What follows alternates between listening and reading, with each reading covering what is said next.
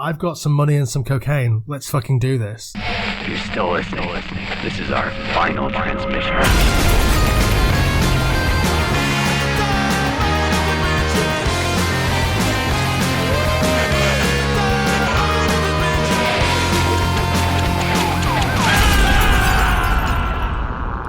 Hello again, everybody. Welcome to another issue. An issue? Fucking hell. I like it. We're a magazine now. Welcome to another episode of Final Transmission with me, Jamie Carruthers. And with me, Sam Russo. How you doing, everybody? How are you doing, Sam? It's been a while since we recorded last. It's been too long. It's good to see your face. It's good to be back on the pod. I'm doing great. I feel very relaxed. I've enjoyed the movie that we're talking about. So today we're going to talk about a film from 1982 called Xtro, which is, spoiler alert, fucking fantastic. I love it very, very much. It's a film that is, I would say, pretty obscure. A lot of listeners or people that may have seen it or seen it around will have seen it because a section of it has been used in circles to highlight real aliens. Interesting. This is news to me. Again, spoiler alert, I don't know anything about this film except what I gleaned from watching it, and that I read one small article about it in Dark Side magazine about 20 years ago. So I'm very interested to take a deep dive into both your fandom and love of this movie and a little bit of the trivia I think you got in the simmer over there.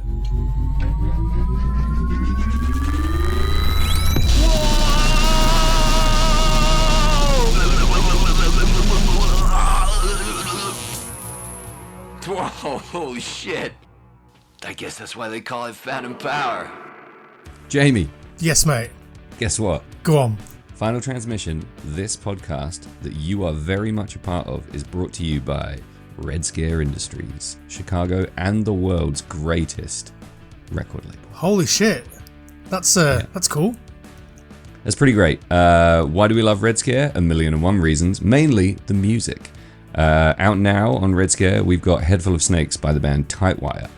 Superb, highly polished punk rock bangers for fans of Blink-182, The Copyrights, The Lillingtons, etc. Buy it now before it fucking explodes. I've not heard this record yet, so I'm going to buy it right now. Well, after we record this. No, I'm going to watch you buy it right now. Show Daddy how you buy records. And let's go back to the show. So I'll give us a bit of a synopsis just to kick us off. Tony, his name is Tony. The film makes it very clear that this kid's name is fucking Tony. I love Tony. Witnesses his dad being abducted by a bright light that he throws a stick at, then disappears for 3 years, and then comes back, ultimately slightly changed, and tries to reintroduce himself into the family with mixed consequences. That's a very quick synopsis, isn't it? Pretty good synopsis. I think you nailed it. I mean, I've said this before on the podcast, but I find it impossible to be journalistic or remotely impartial about this movie. It is one of my favourite batshit stupid movies. Wow. I there is no call for you to be journalistic about this movie. I think if you even tried, it would be virtually impossible. There's no way I can be impartial about it. It knocks you around like a ping pong ball. It's a very interesting film on many levels. And your synopsis was perfect. The guy gets abducted by something, and then he comes back. I think the funniest thing about his return is essentially a pivotal plot point. He comes back and his wife's moved on. Yeah. I don't know how much comedy I'm supposed to get out of that, but I found it a source of pretty immense amusement throughout the movie. So in terms of, many different dynamics, you're right. The movie starts with this abduction. We call it an abduction, right? That's what we're calling it. I mean, yeah, I'd say so. He's transported elsewhere. Yeah. Your immediate thought is aliens because it's in the sky and it's a bright light. Yeah. Tony's left behind. He is left behind. I mean, it's interesting that he hasn't aged in 3 years, this 6-year-old child. Yep. I noticed that too.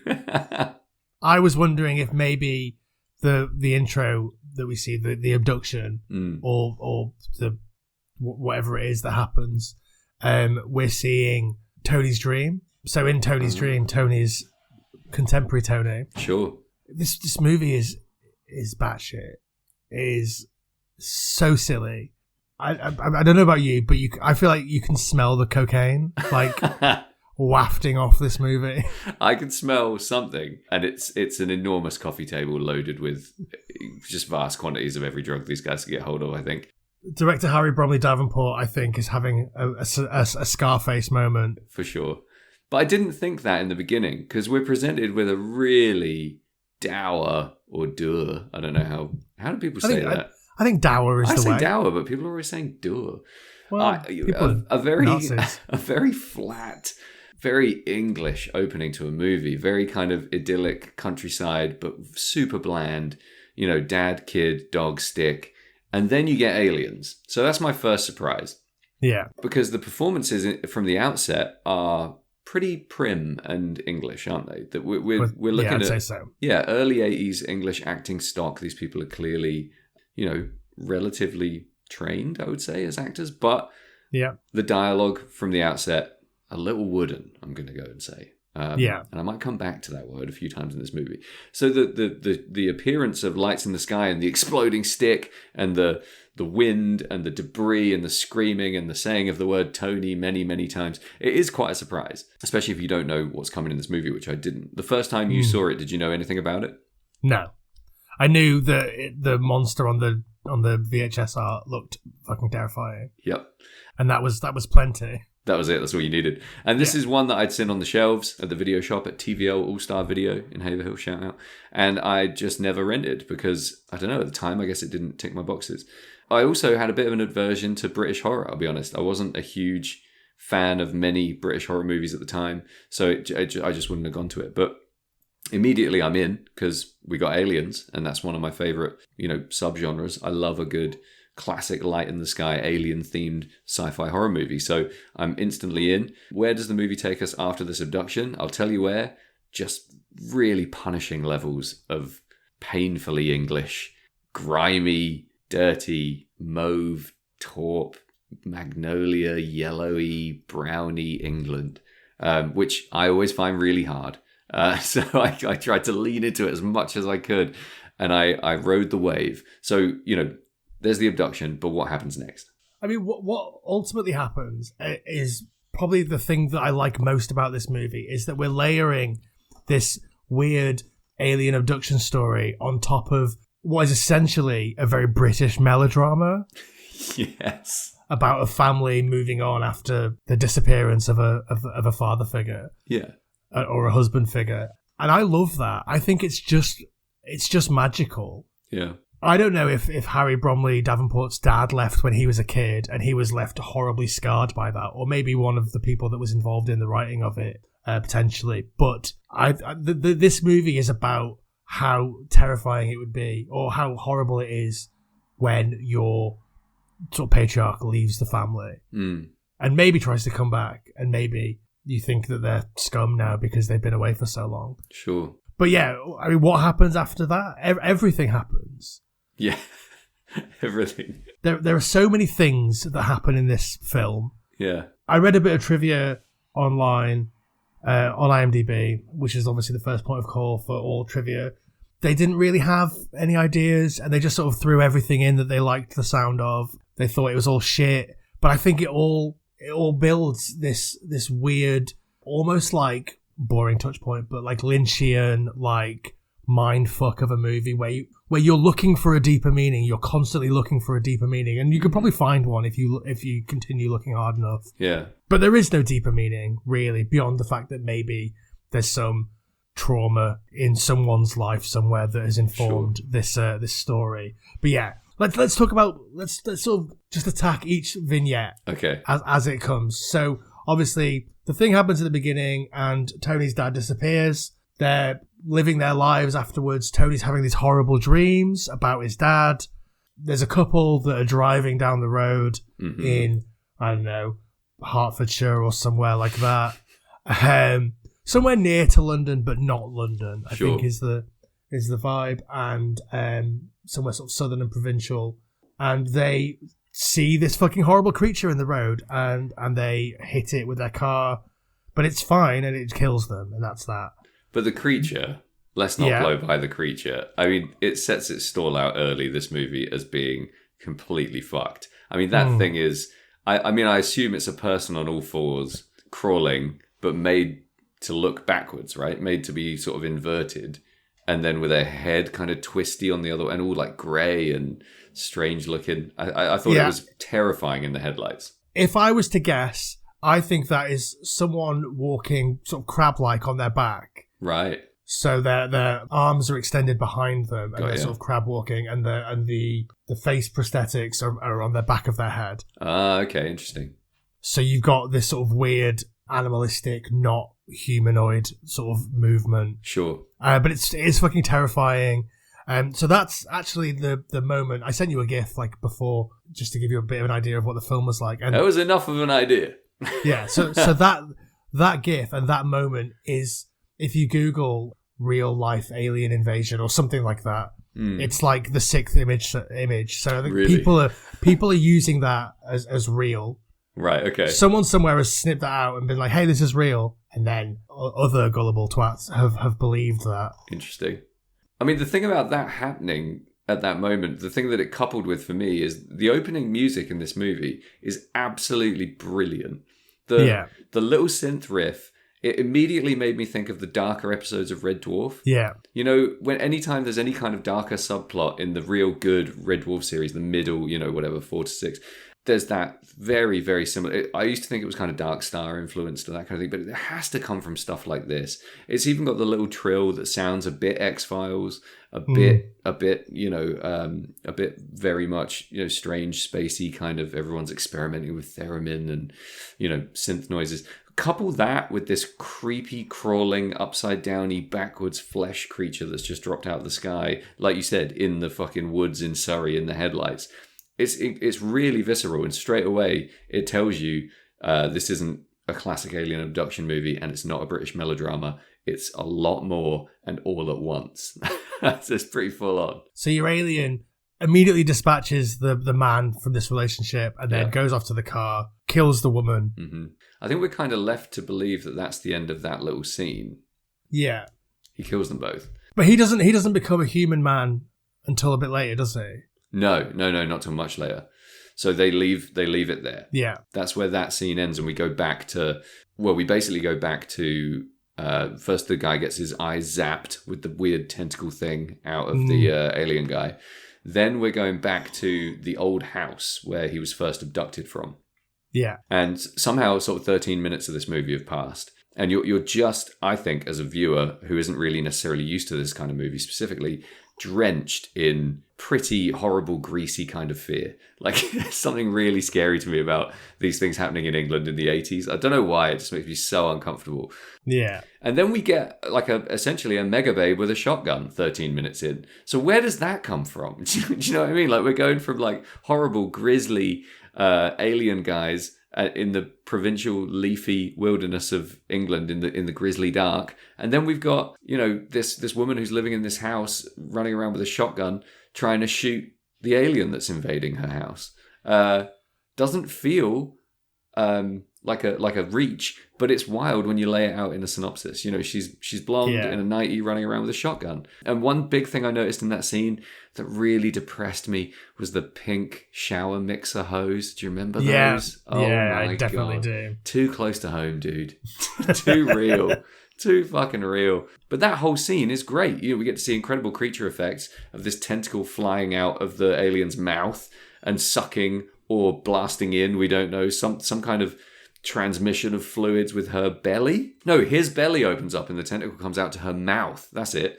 Which again, I thought was an interesting flip. You wouldn't normally see that. So what that scene wants you to think is that the tentacle has gone elsewhere. Mm-hmm. I mean, it wants you to think about that sort of horrible, violent sexual assault. Yeah. But then it subverts that by actually the tentacle goes to her mouth. Yeah. In a knockoff alien kind of way. Sure. And then, she's immediately pregnant with a full-grown man. That's it. You think you've dodged the bullet of there being any kind of like impregnation here, and then, oh boy, have you not dodged that bullet at all. It has ricocheted off a tin can and whacked you in the back of the head. That is one of the most fucked up fully grown men being born out of a fully grown woman's body scenes I've ever seen. Yeah. They don't hold back on the effects here. It's brutal. It's the sort of thing that you could only get with like super low budget horror like this, made because someone somewhere was like, I've got some money and some cocaine, let's fucking do this.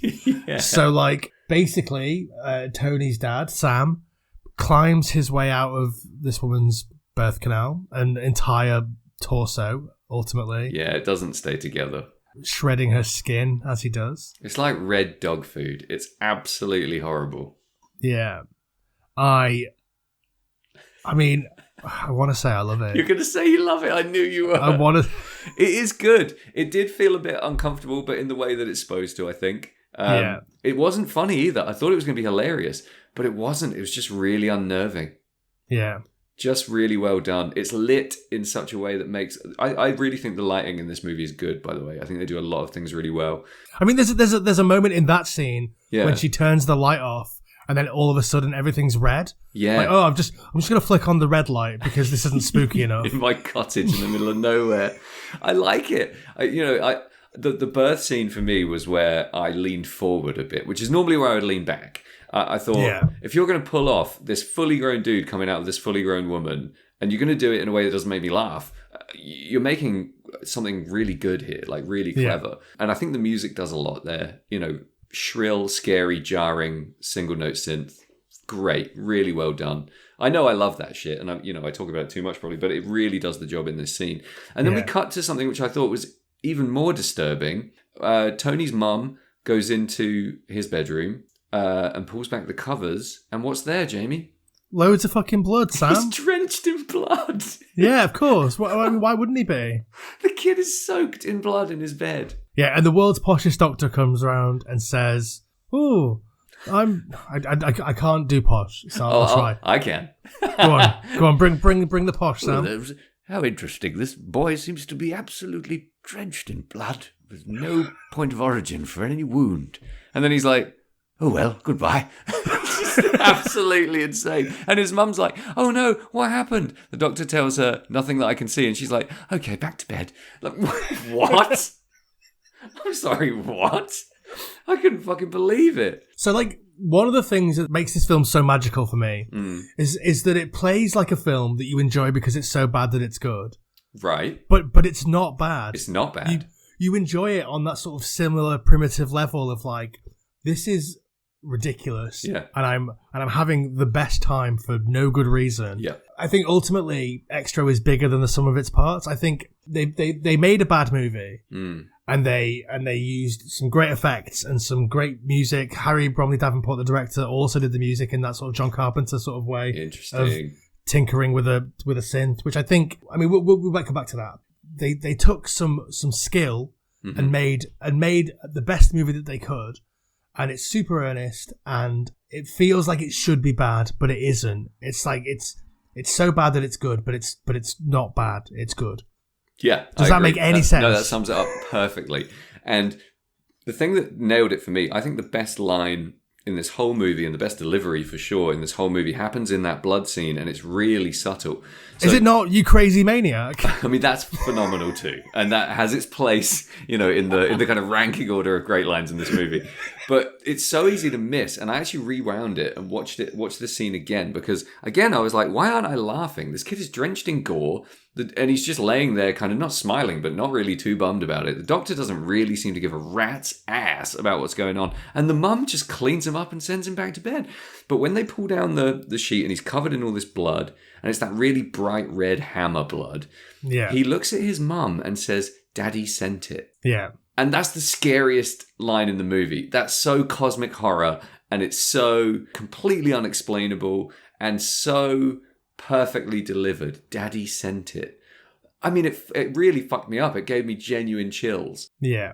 And I thought that was fantastic. And that stuff like that in this movie elevates it beyond, oh, this is funny. It elevates it way beyond that, because that's psychologically terrifying to me. Yeah. So that whole scene was fever dreamish. A lot of this stuff feels really dreamy, but right on the cusp of nightmarish. And then you realize it's all real and it's all happening to these people. So yeah, superb. And I think the wooden delivery of the dialogue, and I'm going to say this for the whole movie, a lot of the dialogue is really wooden, but it adds to the the terror. You know, Yeah. when people are just kind of in complete shock saying, oh dear, while something completely fucked is happening in front of them, it freaks me out even more. So I really lent into the slightly stilted delivery after a little while and just got down with it and realized it was all part of the fear. Yeah, they're definitely. I think in my notes, I've got something very similar, which is the performances that they're all over the place. Yeah. Like you say, there is a feeling that these actors are trained. Yeah. Maybe not Tony, he's in a baked beans advert, but...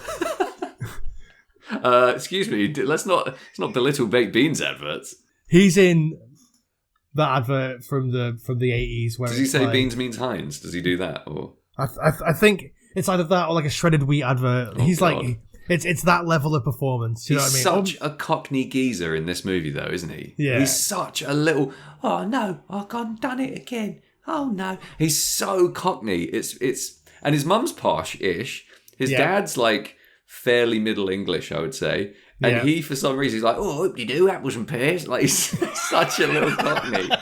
It's great fun. But yeah, so I think the performances are all over the place. Yeah.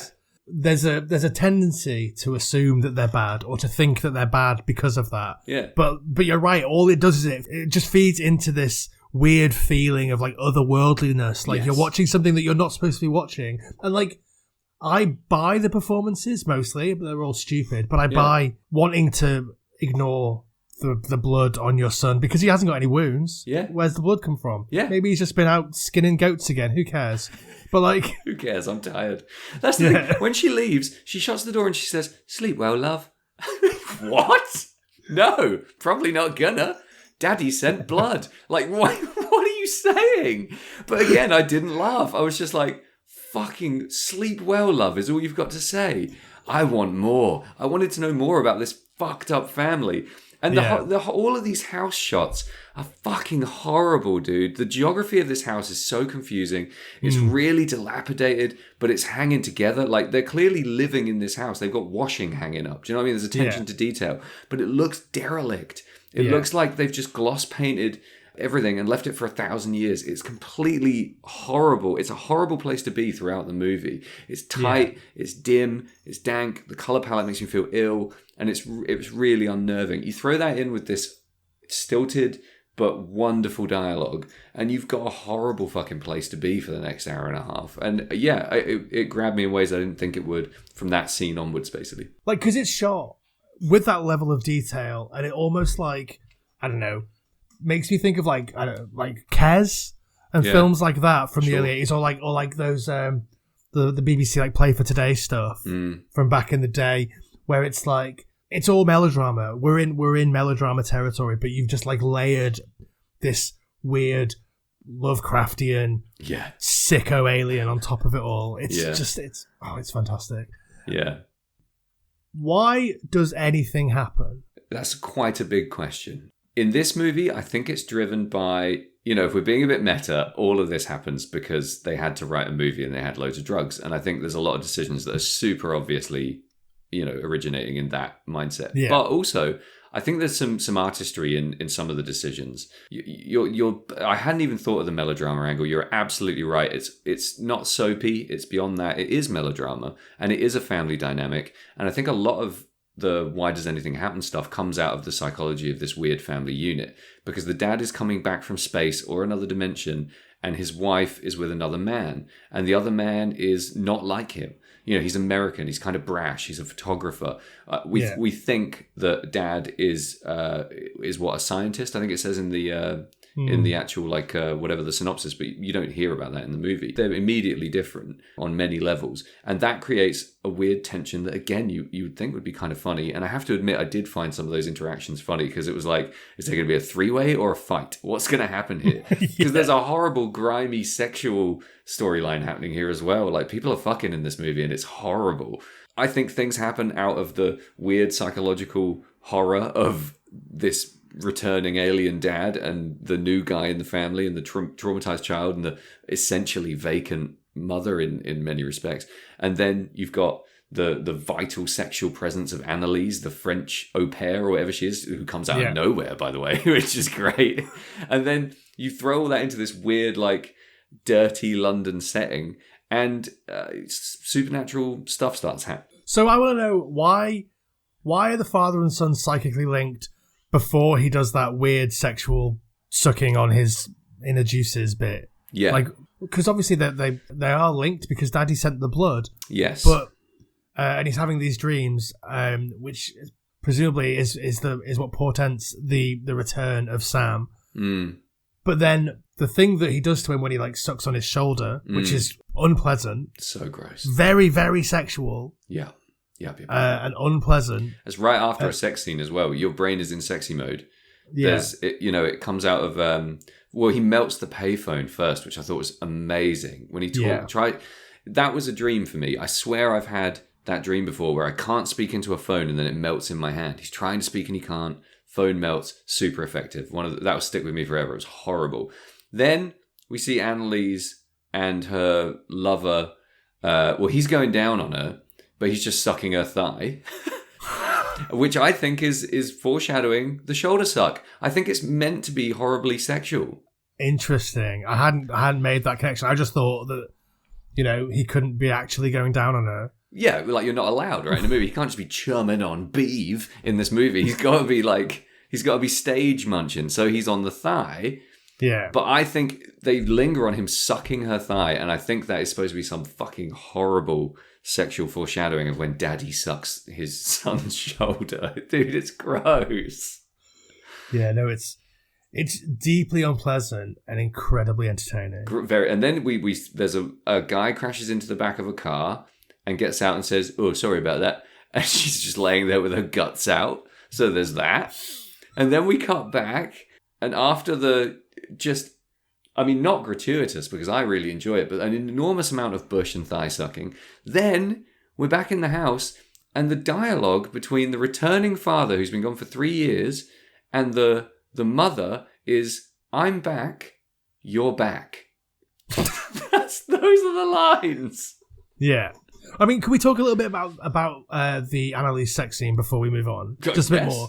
So I was watching this with my partner Kaz, and Kaz, but listeners maybe don't. And she was like, "What was that for?"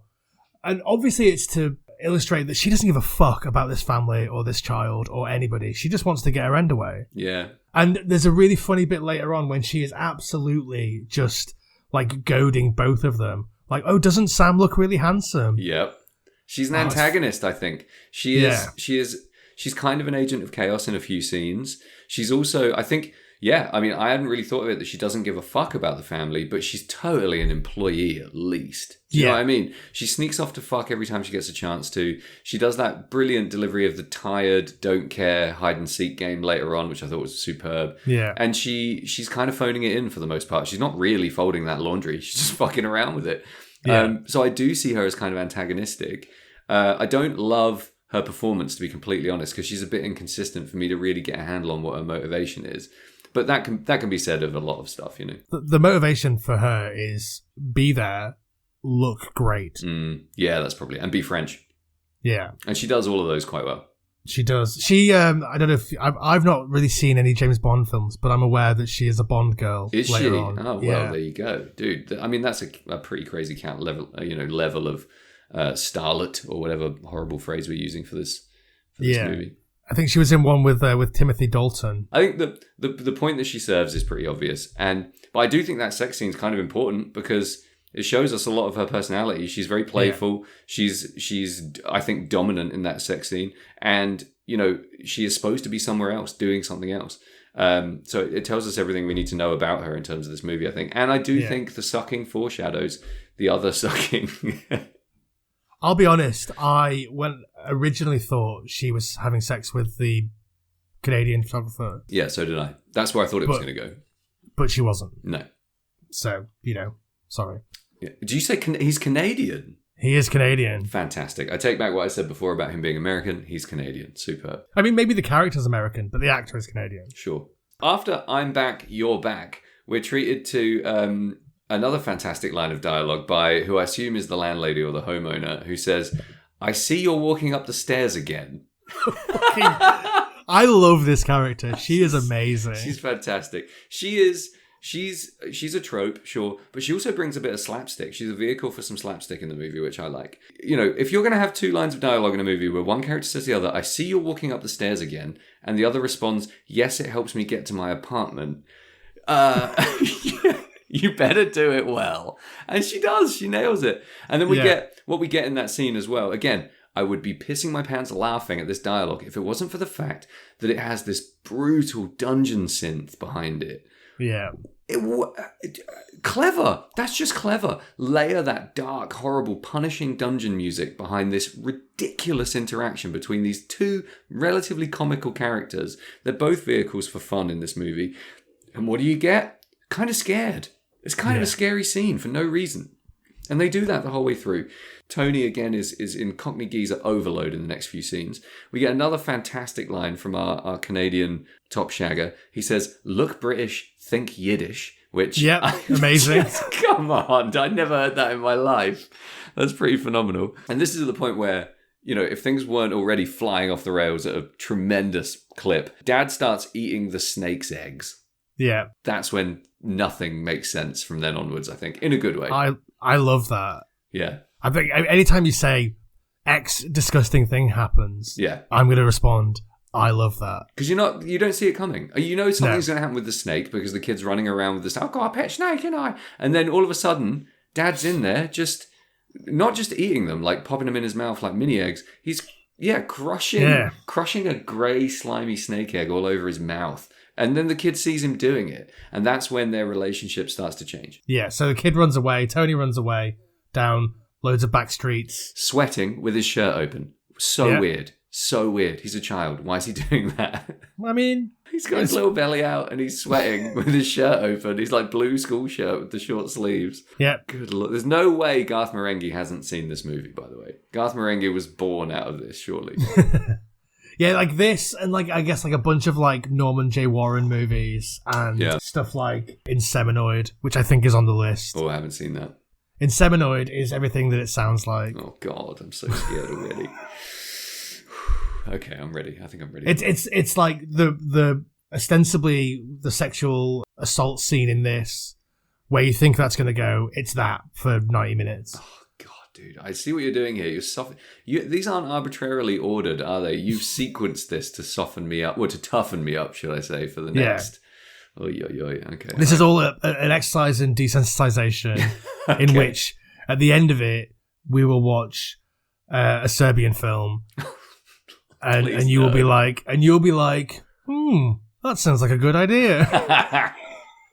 Great.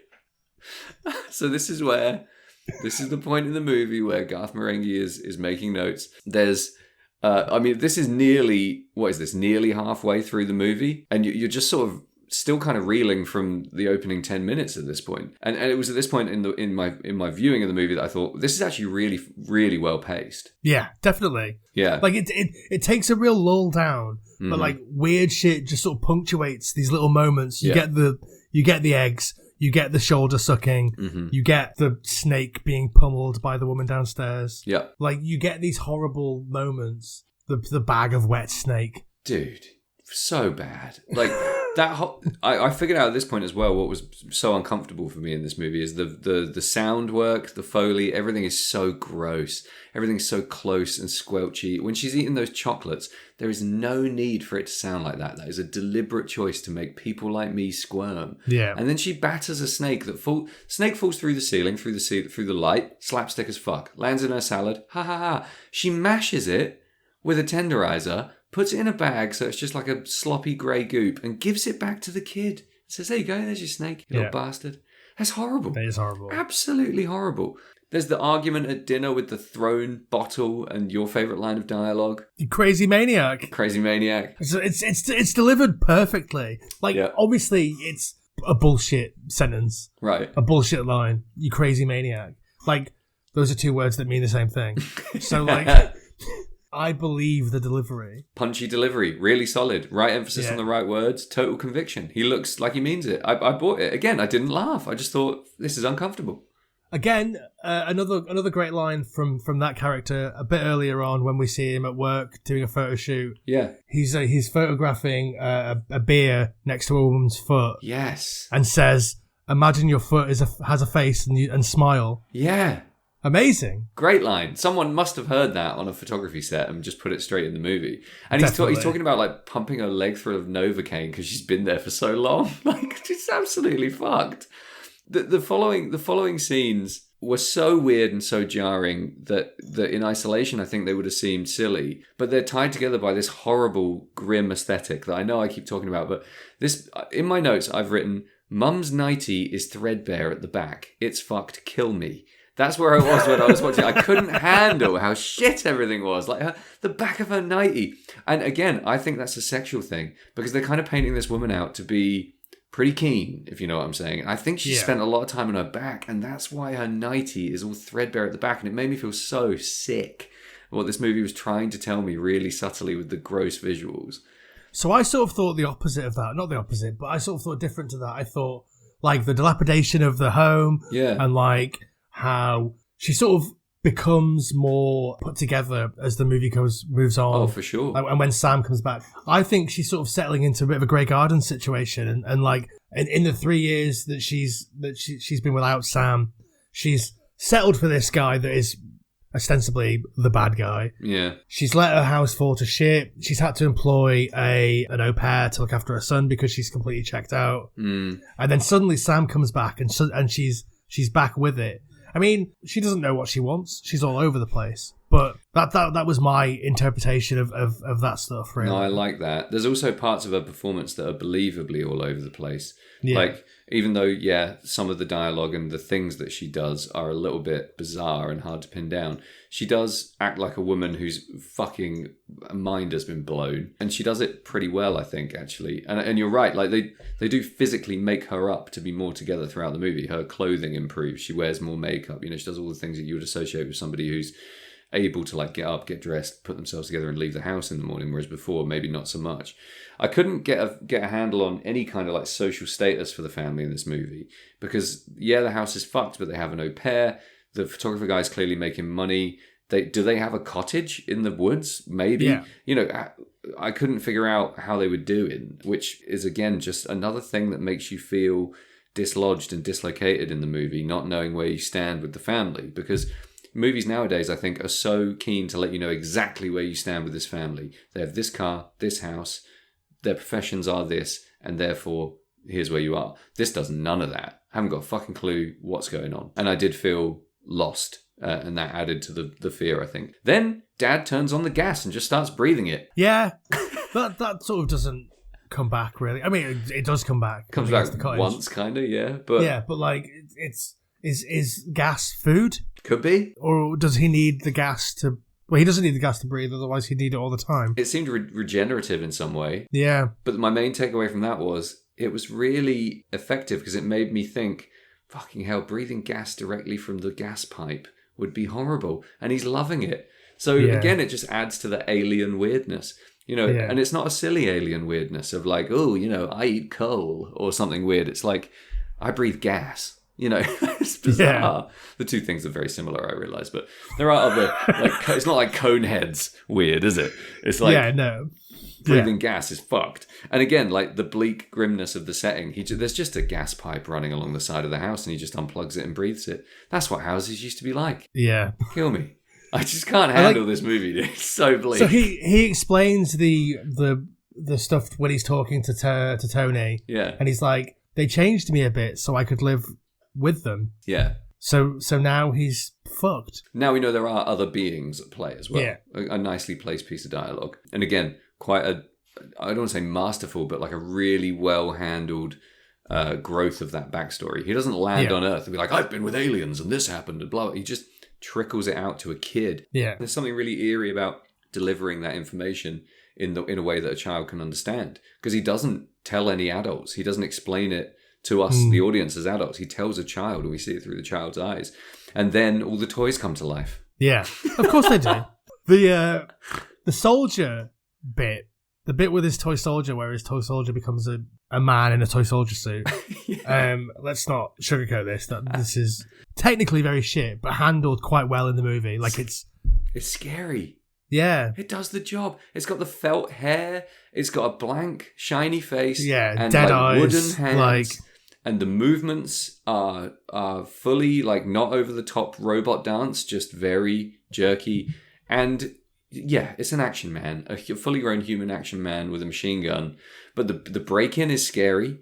The killing of the landlady is, I don't want to say well done, because like you just said, it kind of sucks. But for some reason, we're still really unnerved by it, I think, as an audience. No one's pointing at that and laughing because it's upsetting. I think it sort of taps into some of the stuff that we have with like Jason or Freddy, like the dead-eyed killer. Like there's the thing that you get with those masks is that you don't see the emotion. Like they're killing people. Presumably they love it because they're doing it, but like you don't see any of that joie de vivre. Yeah. Yeah, you just don't see it. It's just it just sort of sits there. They're killing, and it feels like it's just they're going through the motions. For sure. And I think that is inherently terrifying. And I think that's what they were gunning for sure. Yeah. No pun intended. But they were right to use a slightly worn out. Here's what happened, and this is what happened in Red Dwarf all the time. There was another production happening at Pinewood Studios, and they had all those props, and they were high as fuck, and they worked them in. I think that's what happened. But not to the movie's detriment. If you said to me, in this alien abduction movie that so far has been so grim and so, bizarre and psychological, the toys are going to come to life and kill people, I'd be like, well, I'm not even going to bother watching that because that sounds awful. But there's a clown, there's a little person actor as a clown, there's an action man, and then there's a panther. Yeah. A real the panther is set up very, very slightly. I don't know if you noticed it. So, no, fill me in, because it wasn't in my watch. In the scene where the clown comes to life, like it shows like the clown doll and like a little circus set up on his table, and there's like a panther there in that setup. It's like a long fuzzy felt panther thing. Yeah. Okay. All right. That works. I mean, it's oblique, but it's there. It's definitely there. Yeah, you're right. And that happens. Like it fully happens in the movie. It's not like I thought it was going to be a dream. The whole time I was like, Tony's dreaming, his toys are alive and killing the landlord. Revenge for the snake. Nope. That's actually happening in the film. Yeah. Reconciling that jarring pivot is tricky in the moment, but you soon accept it because you've been set up to by the rest of the movie. Absolutely. So I read a bit about the panther scene. Yeah. And how they filmed it. And basically, the panther was loose in this building, and at all times had someone with a shotgun trained on the panther. Oh, good lord. If it tried to attack anybody. And your director and presumably the cinematographer and the camera operator, maybe they're all the same person, I don't really know. But they're in a cage filming this panther who is loose on the set. And then the panther goes to sleep for 6 hours, but they can't get out of the cage because if they startle this panther, it will rip their throats out. And they're all high. Yeah, I mean, what do you do if you're in a cage for 6 hours? Blow is the only answer. If it's available to you, why are you not doing blow? They're doing Westminster 1982 film crew blow as well. So it's rocket fuel. Yeah, they've bought it off the City Boys. Absolutely. I mean, that's a rough shoot. But something tells me they loved it. There's nothing in this movie that feels like it was done laboriously or painfully. It all feels like quite a weirdly joyous, morbid romp. Yeah. It feels like it's been made quite deliberately, even though it's been thrown together in parts. It's a bizarre ride. I think that there's just some magic that holds it all together. Yeah. Like it's absolutely slapped together from a load of mishmashed ideas and has no real internal logic. But through magic of happenstance, it managed to form something coherent and something really effective and affecting. Yeah. And it's beautiful for that. I just think there's something just really, I'm going to say magical again, but I can't think of any other words to describe this film, but there's something really magical about people doing their best and looking upon something amazing. And that's what's happened with Xtro, is that a couple of people looked into making a fantastic film. Yeah, I think I agree. You're in that mode when all these bizarre, fantastical things are happening. And then you get this shot of an old man hoovering the lobby. Yeah. Dude, my note says the old man hoovering completely fucked me and made me want to die. This must have been shot in a derelict building. Like, it slaps you back down to earth instantly with a really heavy hand. When the clown is about to bat, is it Annalise? Does he hit Annalise in the head with the hammer, and the hammer goes floppy, like classic clown stuff? Yeah. Just made my stomach turn. It's just so... It's a real skin-crawling kind of horror for me. So I have a question about that moment in particular. Yeah. Maybe this is a reflection on me Hmm. and my biases and my thoughts, but is the film or the clown or the director or someone somewhere trying to say that in this moment, Annalise is no longer fuckable, therefore my hammer has gone floppy? That's what I thought. I mean, I don't want to say I thought it in those exact words, but very close. Like, what other, metaphor are we drawing from him holding up a big, rigid, heavy hammer, and then it drooping, and then her being dead? What else are we supposed to glean from that? I mean, it could just be that is a classic clown prop, but you could have used any clown prop there. You could have done a million things. Yeah, big giant fish, anything. Exactly. Spinning bow tie, chop a head off, whatever. Spray some acid out from of a flower. Yeah. Anything. I think that was pretty deliberate and punishing. Like, a fucking horrible scene. It was brutal. But again, whoever concocted these scenes, whether in the writing, the directing, the set design, whatever it is, they have a really acute idea of where the line is with humor, because that's played for laughs. It's a clown, dude. That's the whole point. And then it delivers something truly grim, a death blow with a floppy hammer. Oh, yeah, I hear you loud and clear, bud. Didn't want to, but that's what you're telling us, so that's what we get.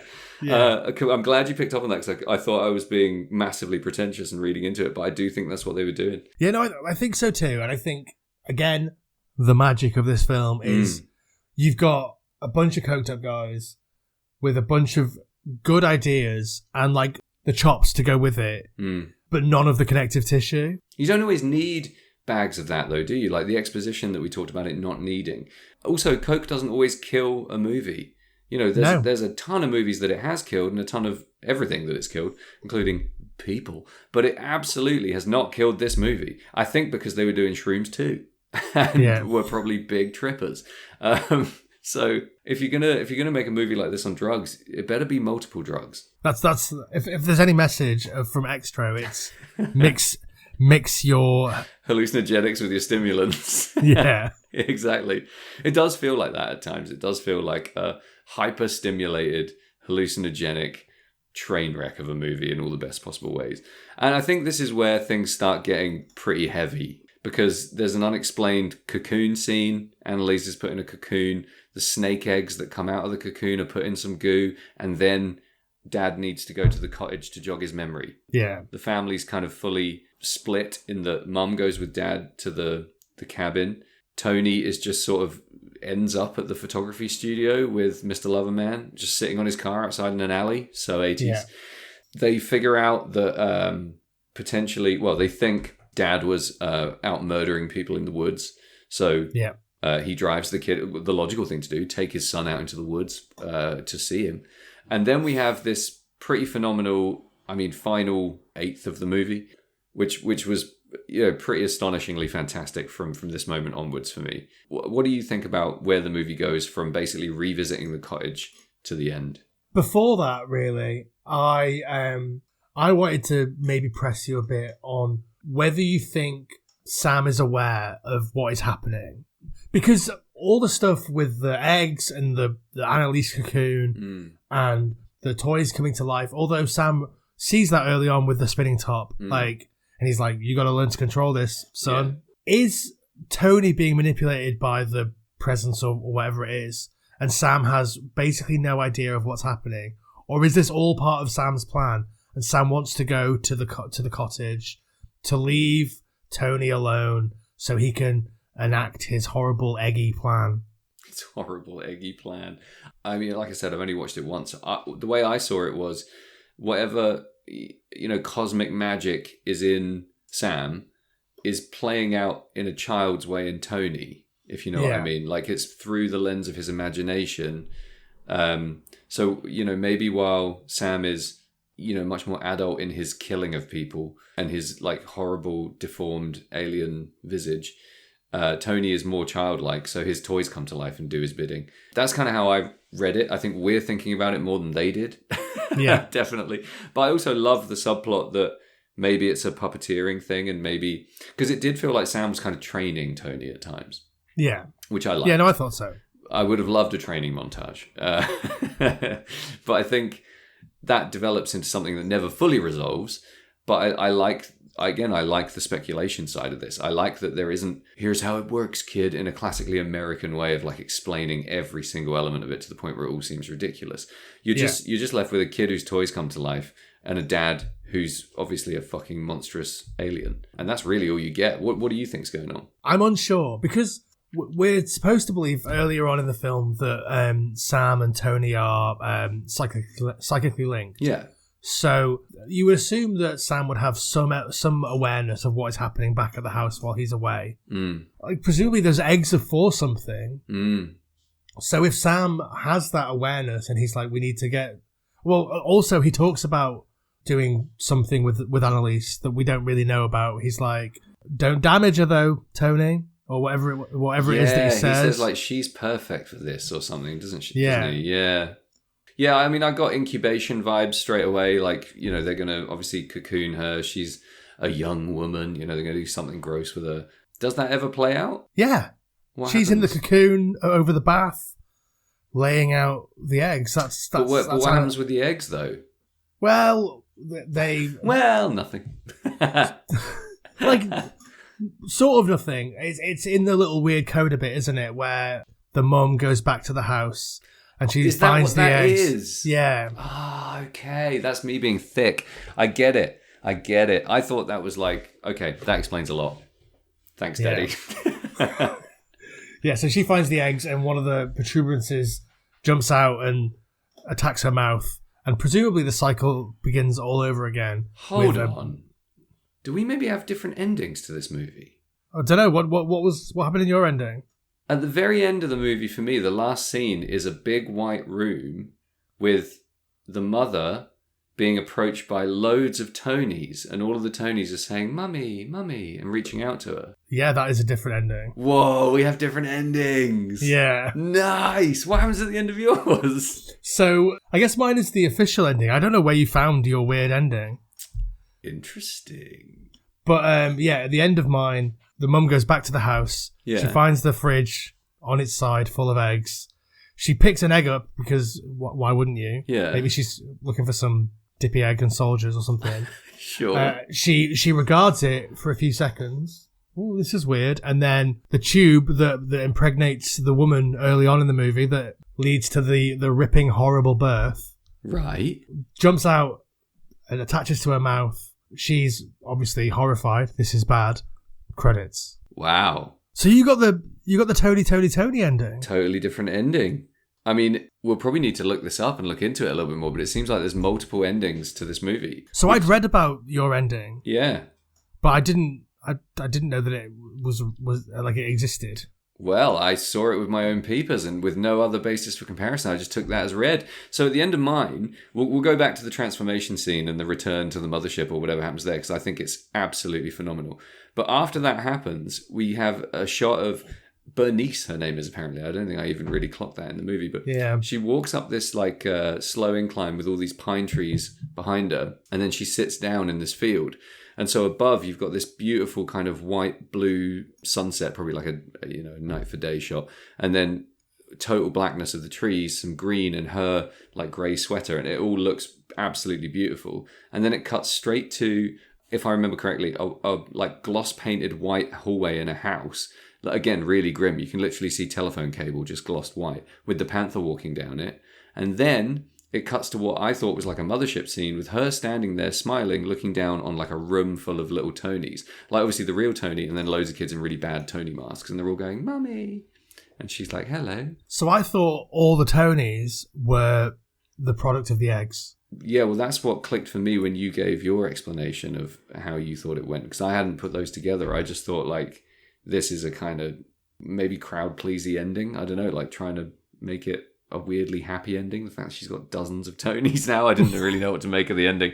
And to be honest, I didn't like tap out after the transformation scene. I just thought, this is the best bit of the movie. This is amazing. So I was kind of reeling from that when the movie actually ended. Yeah, so tell me your take on the transformation then. I want to hear about this from you, Sam. Well, they're wandering through the woods, and immediately that's unsettling. They don't really have any reason to. Obviously, they find these remains, and they're all maggoty and maimed, and they keep walking through the woods, and then you realize they're kind of heading towards a light.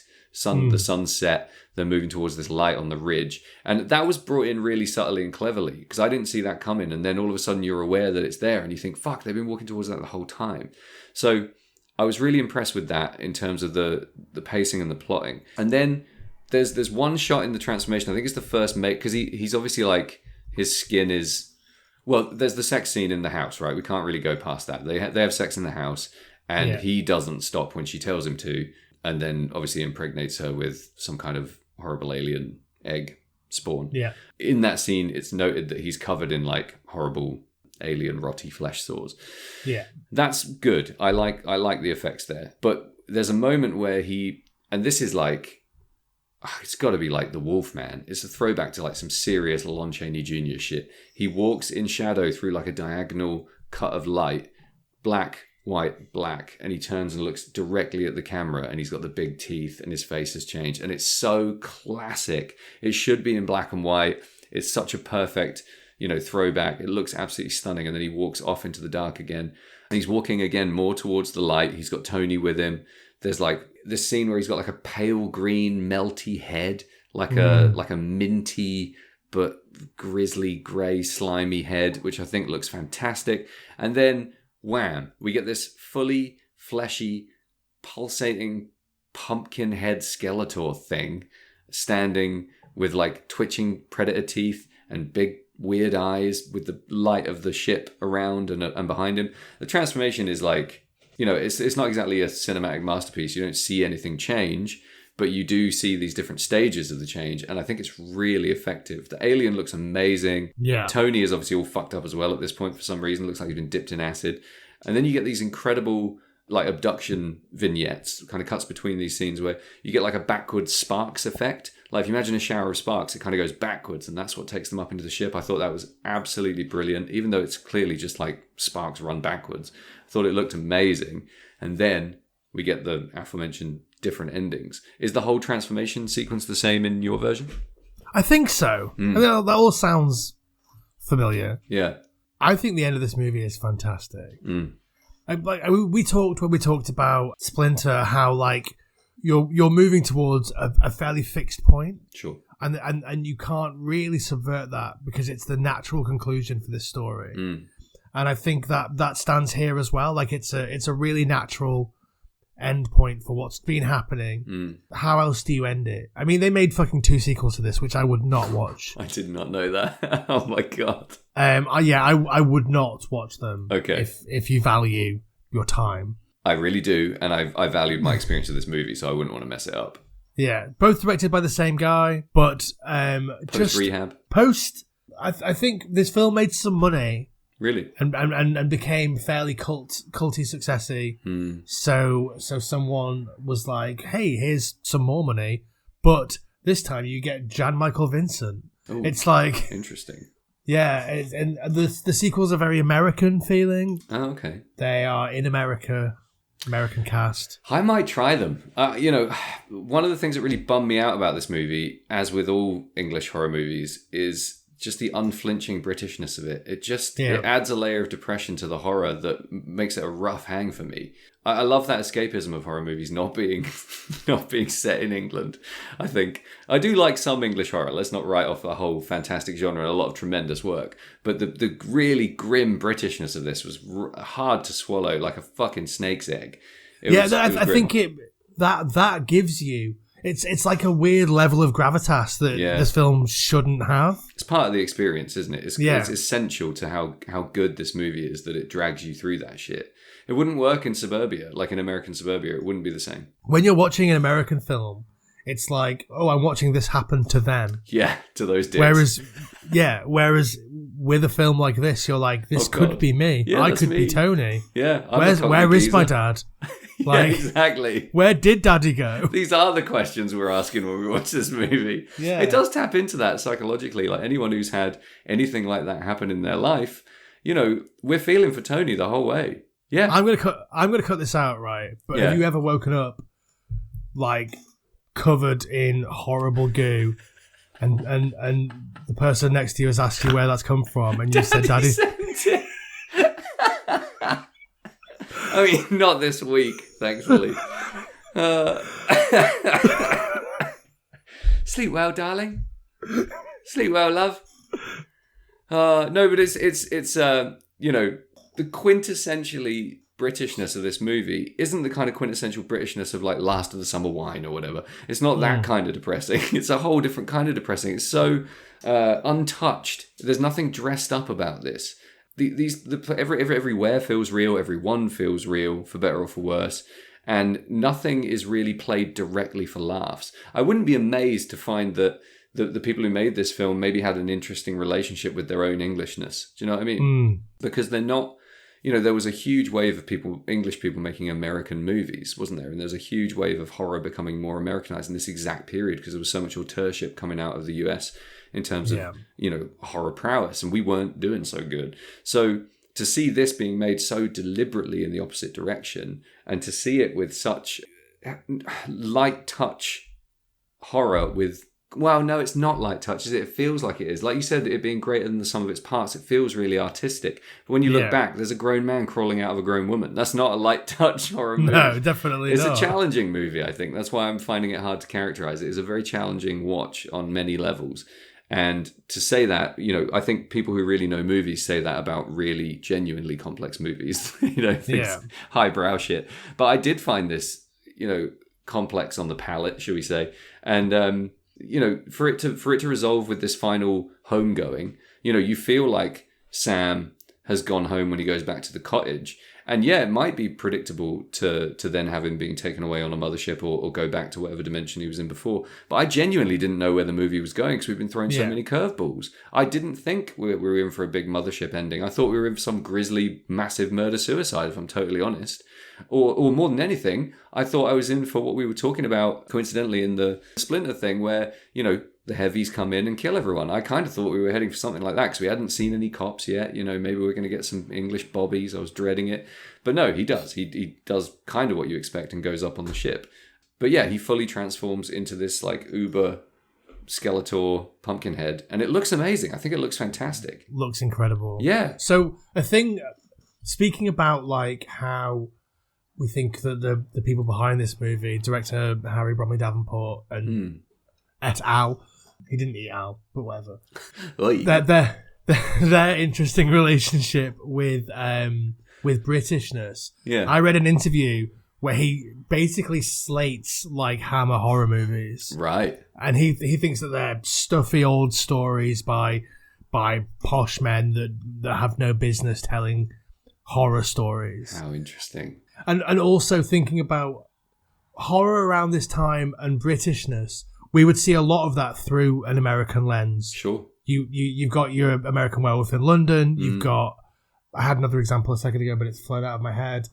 You've got all these sort of big budget American Hollywood movies being shot at Pinewood. Yep. So there's like a weird sort of British feeling in a lot of these American movies. And this feels like something that's desperately trying to buck that trend. Yeah. Make something that feels super British without feeling stuffy or period some of those Hammer movies aren't period pieces, stuff like The Devil Rides Out and and they are great. There's some really good ones. Yeah, I think he was just trying to make something that was the absolute antithesis of that. You just nailed it. But you know what they're not doing is what people did for decades afterwards, which is caricature this Englishness, and everyone's like, some Peaky Blinders bullshit or Downton Abbey or whatever. They don't go there.